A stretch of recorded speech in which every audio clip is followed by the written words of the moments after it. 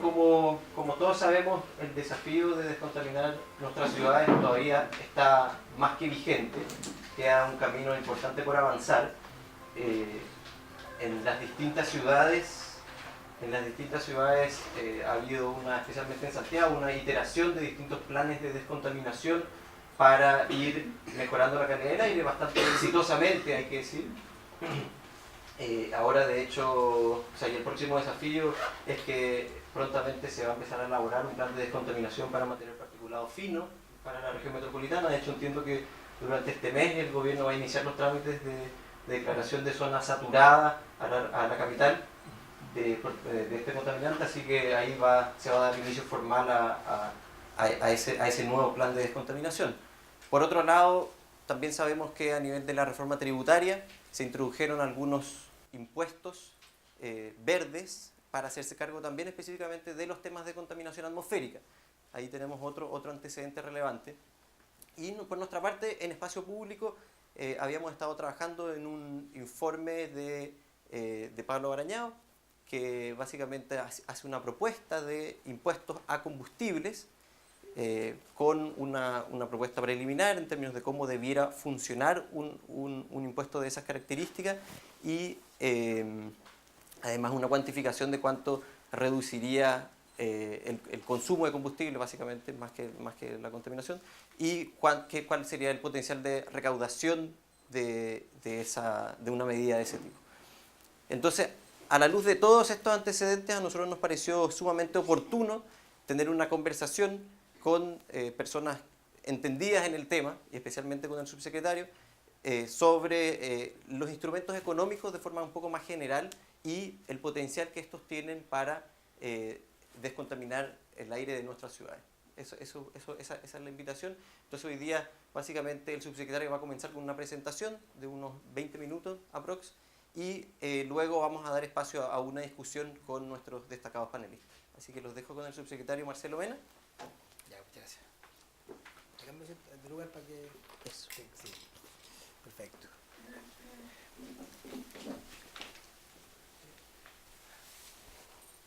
Ya, muchas gracias. Bueno, lo que le quería comentar hoy día era sobre estos impuestos verdes de la reforma tributaria, impuestos verdes en los cuales me tocó trabajar en su formulación anterior a la entrada al gobierno, y también fue parte del programa de gobierno que hizo la presidenta Bachelet, la cual también integraba la Vale Durán, ¿no es cierto?, y Rodrigo Pizarro, quienes están acá en el público. Hoy día, entonces, como eje fundamental de lo que sería la política ambiental de este gobierno, va a tener que hablarse del tema de la equidad ambiental, en el sentido de que hoy día sabemos que hay problemas de equidad de ingreso, que se va a corregir con la reforma tributaria. Tenemos problemas de equidad de oportunidades, que se va a corregir con la reforma educacional, y también, lamentablemente, hay una problemática de equidad ambiental, es decir, que ha habido un desarrollo que, en vista de algunos, ha sido a costa de la salud de donde están emplazados algunos proyectos particularmente contaminantes. Entonces tenemos... Ustedes entonces ven que tenemos la reforma tributaria, claramente vamos a trabajar en temas de participación ciudadana y ordenamiento territorial, estamos trabajando con el Ministerio de Energía para estos aspectos. Nosotros tenemos que trabajar en cambio climático, el próximo mes ya empieza a levantarse el cambio climático como un tema que se va a tomar la agenda hasta final de año, fruto de una cumbre climática que va a haber en la ONU, ¿no es cierto?, que convoca a Ban Ki-moon, a la cual va a asistir la presidenta. Tenemos ciudades y territorios sustentables, que es una problemática que ustedes están viendo, que está manifestado en múltiples aspectos del gobierno, del programa de gobierno, la Comisión Pro Movilidad, la Comisión Pro Descentralización y la Comisión de Desarrollo Territorio Urbano. Tenemos que trabajar en una sociedad responsable. Sabemos que lo que nosotros hagamos va a ser una desviación mínima de lo que va a ocurrir si es que no vamos a lo estructural de cómo la gente consume. Por tanto, la producción sustentable, la energía sustentable son aspectos que van tomando mucho más relevancia. Estamos trabajando con recursos naturales a través de básicamente de biodiversidad, a través de la formación del Servicio de Biodiversidad y Áreas Protegidas, y claramente también hay un eje de turismo sustentable que está trabajándose con el Ministerio de Economía. Entonces, hoy día tenemos varios instrumentos para poder regular emisiones.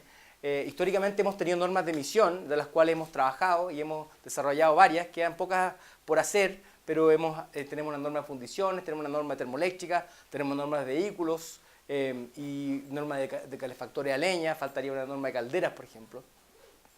Y tenemos permisos de emisión transables que están ocurriendo hoy día de facto en los planes de descontaminación, y también tenemos algunos impuestos que tienen que ver con gravar las emisiones, obligando al emisor a internalizar el costo de las emisiones. Esa es la finalidad de los impuestos verdes, de los cuales les voy a hablar hoy día. Y como pueden ver, en comparación con otros países de la OECD, nosotros tenemos una tasa tributaria asociada al medio ambiente bastante reducida, y hoy día tenemos como diagnóstico también una gran cantidad de ciudades contaminadas, y ustedes han escuchado ya que en este periodo de 4 años desarrollaremos 14 planes de descontaminación, abordando 67 comunas, y eso va a ser un eje conductor que tenemos dentro del gobierno, y van escuchando noticias día a día con respecto a eso.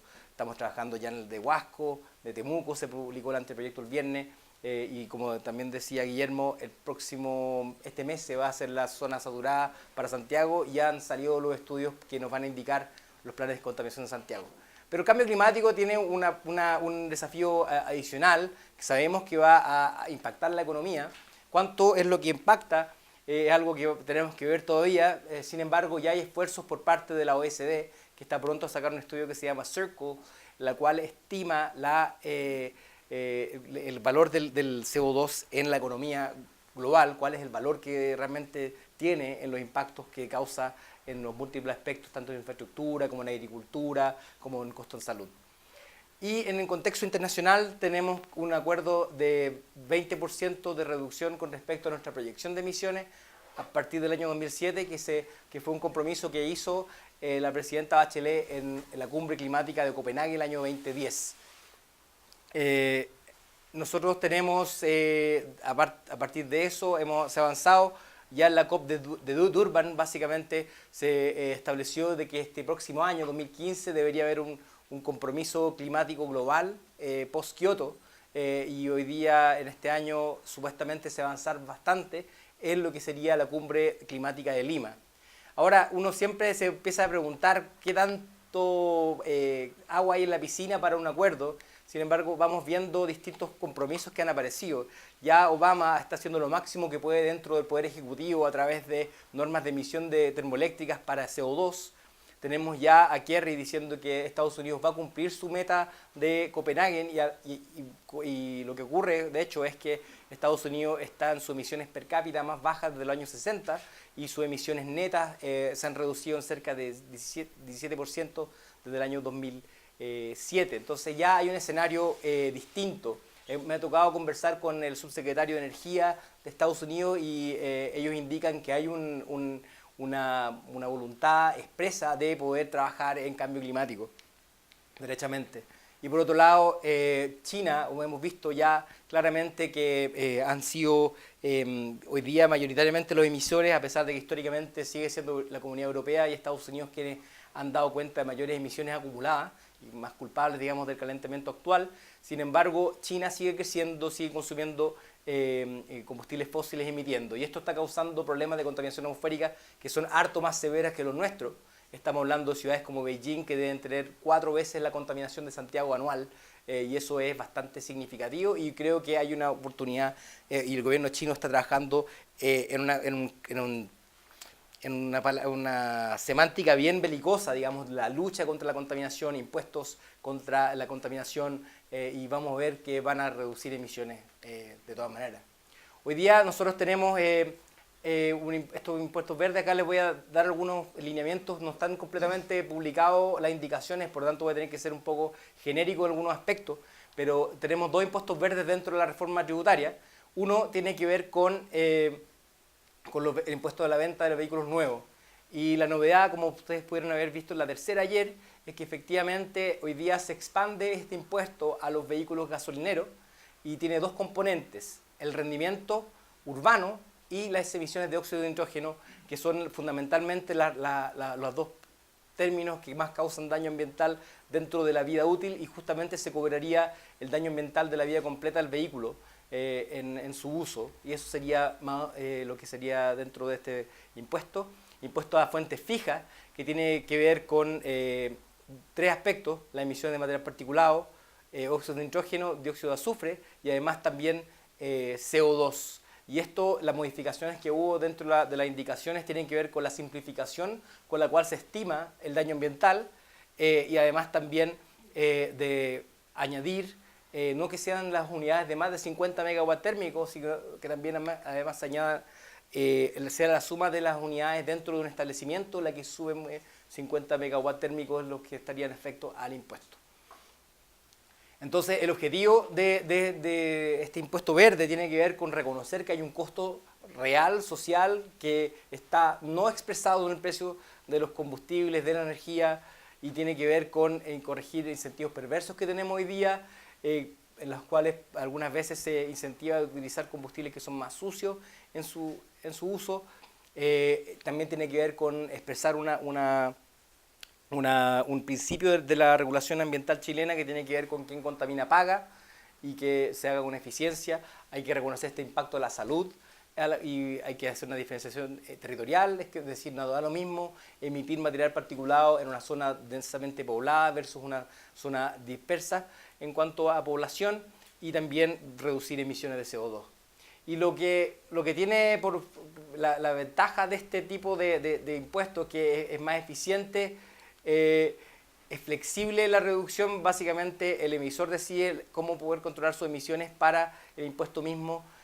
Promueve la descentralización, es decir, incentiva a que aquellas fuentes que más generan emisiones en zonas con menos dispersión básicamente se vayan a las zonas de menor impacto. Básicamente lo que hace es incentivar que se vayan hacia zonas de menor densidad poblacional. Justamente uno internaliza lo que es este principio del contamina paga, incentiva la innovación tecnológica, es decir, se busca tecnologías que tengan menos emisiones y también reduce los costos de fiscalización del Estado. El impuesto a la venta de vehículos nuevos tiene dos componentes: las emisiones de NOx, las emisiones, el rendimiento en los cuantos litros por kilómetro consume, o kilómetros por litro básicamente, y eso va a determinar el impuesto. Y hoy día tiene que ver con que las emisiones de NOx son la fundamental emisión por la cual aporta a material particulado los vehículos, y también aporta a ozono troposférico, que es un oxidante que genera más o menos un quinto del daño ambiental que genera el material particulado. El dióxido de nitrógeno, que aparece como una problemática. Hoy día hay muchas polémicas en ciudades europeas impactadas por vehículos diésel, en particular con los altos niveles de NO2 que no bajan. Entonces el objetivo es gravar el daño ambiental y local a lo largo de su vida, y los que más van a pagar van a ser vehículos diésel o gasolina, mayor consumo y emisiones, y quienes van a pagar menos, fundamentalmente gasolina buen rendimiento y en menor medida diésel de bajas emisiones de NOx en particular. Ahora, viendo un poco la literatura, lo que ha dicho con respecto a este tipo de impuestos, han aparecido ya algunos resultados de algunos papers. En particular, hay un impuesto de Francia que se llama FIBATE, es decir, que hay un impuesto a un vehículo contaminante y un rebate, un subsidio al menos contaminante. Y se introdujo en el año 2007, a final del año 2007, y como pueden ver, los vehículos que estaban afectos a un incentivo y los que estaban afectos a un desincentivo, cómo bajó la cantidad de vehículos, la partición, digamos, del parque en cuanto a los vehículos de mayores emisiones, y cómo saltó los vehículos más eficientes. Pero la crítica que se le hace es que el punto de devolución era demasiado laxo, es decir, se incentivaban vehículos que no eran tan limpios. En este sentido, nuestro impuesto, que no tiene devolución, corrige ese aspecto. Por otro lado, el impuesto al CO2, por ejemplo, que ha habido en Irlanda, ha mostrado fue solamente a emisiones de CO2. Y como ustedes saben, en términos de CO2, ignorando la contaminación local, los vehículos diésel son mucho más favorables. Sin embargo, eso causó un repunte en NOx, en emisiones, y eso básicamente ha sido corregido en este impuesto, que introduce una contribución del impuesto en términos de óxido de nitrógeno. Y bueno, también saber y estoy seguro que nosotros, si hacemos esta encuesta, son impuestos populares. O sea, no hay nadie que realmente esté en contra de cobrarle un impuesto a un vehículo que contamina más. Y como pueden ver, estas son la distribución de las emisiones de SOX y NOx. Más bien, fíjense acá, hoy día en la región metropolitana, 82% de nuestro último inventario de emisiones tiene que ver con transporte. Hoy día el material particulado de la ciudad de Santiago tiene dos componentes. Uno que ustedes ven como humo salir, que tiene que ver con las emisiones primarias, de las cuales sabemos que hay contribución de la leña que es significativa. Sin embargo, hay 50% de las emisiones, de la concentración medida, de que no es, que se formó en la atmósfera, que es de carácter secundario, que vino de precursores. Y esos precursores son amoníaco, NOx, SOX y compuestos orgánicos volátiles. Y una parte importante de eso tiene que ver con nitrato de amonio, cerca de 25%, y fundamentalmente eso se puede deber a fuentes móviles. Entonces uno corrige ese aspecto. También sabemos que la OMS clasificó que las emisiones en particular, la composición química de los compuestos orgánicos volátiles de los vehículos diésel son cancerígenas desde el año 2012. Eso también categoría 1, es decir, grupo 1, que no hay ninguna duda de que es cancerígeno y está asociado a aumento de riesgo de cáncer pulmonar. Si nosotros vamos viendo cómo ha sido la evolución, esta es una gráfica del Centro Mario Molina, vamos viendo que recientemente las emisiones de NOx recientes que han habido tienen que ver fundamentalmente con vehículos nuevos. Por tanto, es importante tener en cuenta que hay que reducir esas emisiones.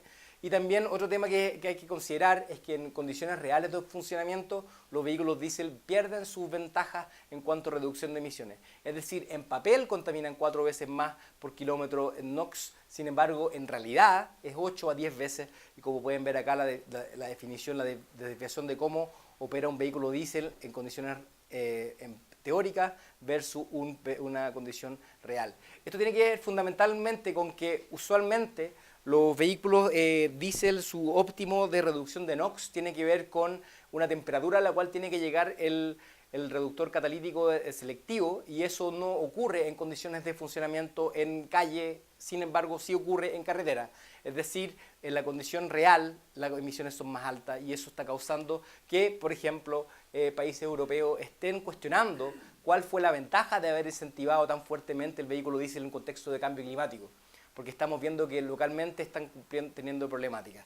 Incluso el gobierno de Londres va a empezar a agregar un impuesto cerca de 2.000 pesos por entrada a la zona de baja emisión de Londres, al centro, específicamente para vehículos diésel.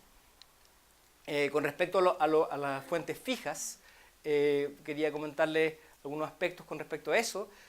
Hoy día nosotros estamos incorporando un impuesto de $5 por tonelada al CO2, y si ustedes quieren ver cuánto emite en gramos de CO2 por kilowatt hora, pueden comparar distintos tipos de fuentes. Acá está el carbón, petróleo pesado, diésel, gas natural ciclo combinado, nuclear, geotérmica, solar fotovoltaico, incluyendo el ciclo de vida completo de la fabricación de paneles, solar térmica, etc. Entonces, esta es una forma de poder darse cuenta de por dónde va el cobro del impuesto. Nosotros consideramos entonces una potencia térmica de calderas y turbinas de 50 megas en el establecimiento, o sea, la suma de todas las unidades pequeñas. Por ejemplo, hay muchos complejos termoeléctricos de 25 unidades de 2 megas que estarían a efecto a este impuesto, y tendríamos 3 componentes locales de contaminación y una global. Acá, en forma genérica, les voy a mostrar cuál es el fundamento que tuvo que simplificarse en la expresión final en el proyecto de ley. Básicamente, la configuración original dejaba, ante la complejidad del impuesto, en un reglamento la definición de cuánto debía pagar cada fuente. Sin embargo, hoy día, con este mismo fundamento, lo dejamos expreso en la ley. Pero no tengo una diapositiva hecha de la versión final.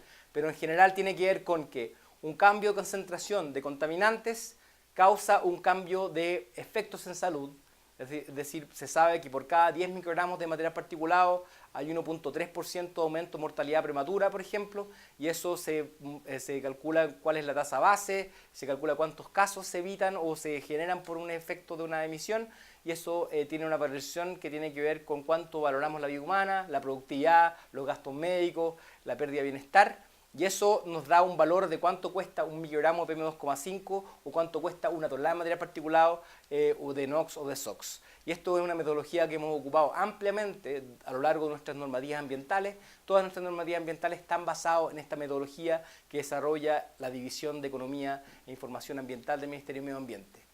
Entonces, lo otro interesante con esto es que ya tenemos una norma termoeléctrica que obliga a instalar monitoreo continuo de emisiones, y estas emisiones la Superintendencia de Medio Ambiente certifica, y el cobro del impuesto es una innovación ahí. La Superintendencia entrega el RED C. El RED C es una declaración jurada de emisiones, o viceversa. El RED C o la SMA pueden entregar directamente al Servicio de Impuestos Internos cuántas son las emisiones que son declaradas, y se sabrá cuánto tiene que pagar cada emisión, y el impuesto interno cobra este impuesto. ¿Cómo ocurre esto? Básicamente hay distintos tipos de combustibles que pagan más o menos. Esto es un diagrama en general. Estamos hablando de casi $6 por megawatt hora para carbón, cerca de $3 o $4 por megawatt hora para GNL, y podemos ver hoy día cuál sería la distribución del cobro del impuesto. Esto es una estimación original, no es con indicaciones de cuando teníamos solamente las unidades de más de 50 megatérmico considerados, en la cual 94% de las emisiones, es decir, 94% de lo que nosotros estimamos como daño ambiental del sector termoeléctrico, viene del carbón, 4% de gas, y el resto entre diésel y biomasa. Se exime del impuesto a la biomasa en cuanto a CO2, sin embargo ustedes saben que sería inconsistente eximirlo en términos de contaminación local, especialmente considerando las problemáticas que tenemos en las ciudades del sur, donde estarían esta biomasa, es decir, la contaminación local sigue siendo parte del impuesto a la generación por biomasa. ¿Cuál será la recaudación por contaminante? Fundamentalmente CO2, en menor medida material particulado, NOx y después SOx. Y tiene que ver con cómo valoramos el daño ambiental, y fundamentalmente por combustible, como les decía, 94% de este impuesto es la generación a carbón. El impacto sobre las emisiones, han habido análisis más simplificados o menos simplificados. Yo me quedaría más bien con dos. Uno que no está enteramente hecho con parte del proyecto MAPS. Sin embargo, la Universidad Católica, a través del Centro Cambio Global, ha estimado cuáles son las reducciones de emisiones de este impuesto verde en este periodo 2017-2030. Va a reducir 59 millones de toneladas, y esto llega a un pic de 11% de reducción del sector generación, con 6.7 millones de toneladas al año 2030. Hay otro estudio de GENER que es un poco más simple, pero no considera el modelo de despacho acoplado a modelo de emisiones. Y como pueden ver acá, se muestra en el Centro de Cambio Global la diferencia entre cómo va despachando menos, va teniendo menor distribución algún tipo de tecnología. Se ve como, por ejemplo, la hidroconvencional reemplaza a carbón en cuanto a estas simulaciones que hicieron en el contexto de MAPS. En general, de aprobarse la implementación de estos impuestos verdes, nos convierte en líderes mundiales, sin duda, en la región, porque no solamente grabamos emisiones locales, sino que también globales. El impacto a la macroeconomía es bien mínimo, en el sentido de cómo está estructurada la tarifa eléctrica hoy día, y aún así, para clientes libres, el impacto es bastante reducido. Y en contexto de lo que es la agenda de energía, más todavía, ya que van a haber esfuerzos determinantes para que el costo marginal no esté determinado por el combustible diésel, y hay un compromiso para reducir los costos energéticos por parte del ministro Pacheco. Eventualmente un impacto significativo sobre emisiones, y también es un avance con respecto a la política ambiental, ya que puede ser un punto de inflexión en relación a la gama de instrumentos económicos para la gestión ambiental. Era un país que se digna de creer una economía libre. Nosotros creemos que justamente considerar el costo de la contaminación es algo que omite los subsidios implícitos que hay hoy día en efecto por la contaminación que tenemos por combustibles que no están reflejando sus costos verdaderos. Entonces, para darle una partición, más o menos en vehículos livianos, en las cuales el impacto es mucho más cercano a la gente, tenemos un impacto cerca del 62% del impuesto recaudado por NOx, 38% por CO2, el impuesto fuente fija, cerca del 80% por CO2, tiene que ver con qué fracción se puede respirar de la contaminación. Hay más emisiones, sin embargo, la fracción que se respira es menor, y son impuestos balanceados que recaudan, corrigen externalidades y que logran el efecto deseado de reducir emisiones. Como puede decir, 6,7 millones de toneladas no es poco, de hecho es equivalente a 25 parques solares de 200 hectáreas de 100 megawatts, equivalente a este parque solar que inauguró recientemente la presidenta de 200 200 megas, de 100 megas, perdón, de 100 megas. Y justamente siempre muestro esta gráfica porque esto pasó 6 meses después. O sea, básicamente el momento que se está inaugurando los paneles de la presidenta, del comando de la presidenta, y que también pronto vamos a inaugurar dentro del Ministerio de Medio Ambiente, en ese momento se está empezando a poner el primer panel de esta central. Entonces estamos hablando de un nuevo ciclo. Muchas gracias.